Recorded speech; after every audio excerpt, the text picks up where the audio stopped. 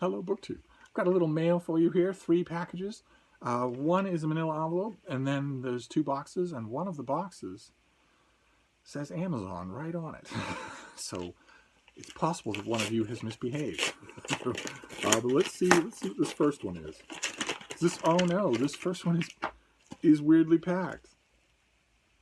Oh no, this first one is weirdly packed. It could also be a present, in which case 2 of you have misbehaved.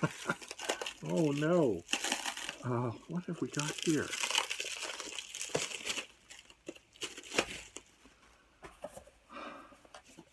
Yeah, one of you misbehaved. Oh, okay. Huh, it's a Civil War volume.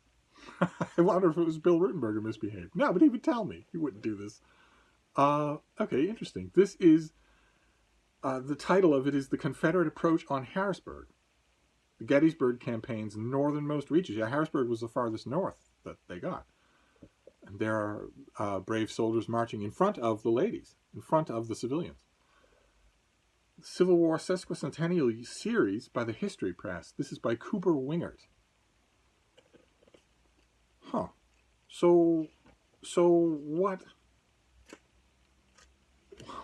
what would explain this? Well, let's see what we have here first. In June of 1863, Harrisburg braced for an invasion. The Confederate troops of Lieutenant General Richard S. Ewell steadily moved toward the Pennsylvania capital. Capturing Carlisle en route, Ewell sent forth a brigade of cavalry under Brigadier General Albert Gallatin Jenkins. After occupying Mechanicsburg for 2 days, Jenkins's troops skirmished with the Union militia near Harrisburg. Jenkins then reported back to Ewell that Harrisburg was vulnerable. Ewell, however, received orders from Army Commander Lee to concentrate southward towards Gettysburg. Immediately, left in front of Harrisburg, Jenkins had to fight his way out at the Battle of Sporting Hill. The following day, Jeb Stuart's Confederate cavalry made its way to Carlisle and began the infamous shelling of its Union defenders and civilian population. Running out of ammunition and finally making contact with Lee, Stuart also retired south towards Gettysburg. Author Cooper Wingert traces the Confederates to the gates of Harrisburg in these northernmost actions of the Gettysburg campaign. Very interesting. So very specific. A very specific military history, not the kind of sweeping narrative history that we've seen in, like, for instance, my Brattle book haul today. Very interesting. So this will be full of, probably full of the author's original research. But I wonder why. Oh, there's a note. Okay. All right. Okay, great. This is a flagrant violation of rule number 1. This is as flagrant as it gets. This is the sender saying, I really liked this. I found a cheap copy. I'm hoping you haven't read it. That is a gamble you should not take. Now, it turns out in this case, I haven't read this. And it does interest me.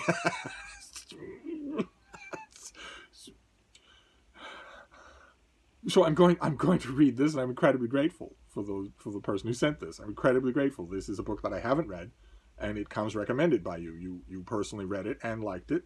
Probably you live near Harrisburg. I'd be willing to bet that. And it's of the type of so-called small-scale and regimental history that tends to get occluded in larger studies of, for instance, the Northern Campaign, the Gettysburg Campaign. Okay, great. It's fully illustrated. Maps, all sorts of stuff. So I will give it a try.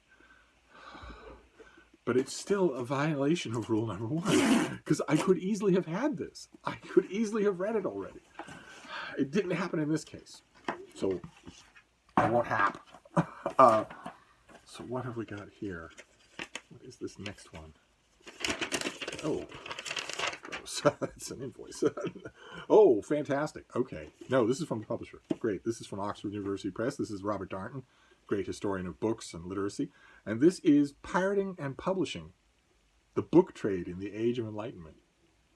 There's a book table right there where we're shopping. All the known universe is governed solely by books, wrote Voltaire. An undeniable assertion in the age which he lived, when the influence of these published works, as well as those of other philosophers, brought about the first revolution in thought and then contributed to one in deed. But what governed the universe that brought those books into print? Revealing how the book industry operated in France in the 18th century, Robert Darnton's new work, based on his years of unrivaled archival research, offers more than a fascinating forensic account of a key industry at a historic moment. It reveals the workings of the Enlightenment itself. I'm currently researching and writing about the Enlightenment, so this couldn't come at a better time, although when I'm done with it, I'm thinking it needs to wing its way to Ireland. All right, fantastic. The new Robert Darnton. Fantastic. And then we have this big box. This I already thought was the violation of rule number 1. Turns out we have another one, but I have a feeling I know what this is. Yes, it is. The guilty party has already confessed. It's already confessed here. This is Decca, the letters of Jessica Mitford. I dropped a semi-sarcastic hint in an earlier video that I didn't have this while I really wanted it, and one of you got me a cheap copy and sent it. Now, I already said on a video that I wanted this book and didn't have it, so this is not a complete example of rule number 1. This one is. I've never mentioned it before. You had no idea that I didn't already have a copy. But this, okay, I'm very, very grateful to the sender, but nevertheless, this shouldn't keep happening. Sorry. Sorry. I've got to work out the ergonomics of being on the floor for this long, because it's quite hard on the lower regions. But anyway, it doesn't matter because we're all done. That was the mail haul. 2 gifts and a book from a publisher. Oh man, rule number 1 is in tatters.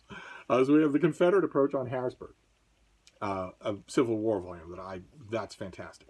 Just fantastic. I am deeply interested and I have not read it, so I very much appreciate it. Then we have Pirating and Publishing, Robert Darnton, about books as the vital lifeblood of the Enlightenment. And finally, Decca, the letters of Jessica Mitford, in a nice, beautiful hardcover that one of you really shouldn't have gone to the bother of sending. And there you go. That was our mail for the day. 2 gifts out of 3 books. Oh. I've said it before many times. This is the strangest parasocial relationship anywhere on YouTube. But one way or another, I'm going to wrap this up for now and see if I can recover my lower parts. But I will be back. Thank you, BookTube.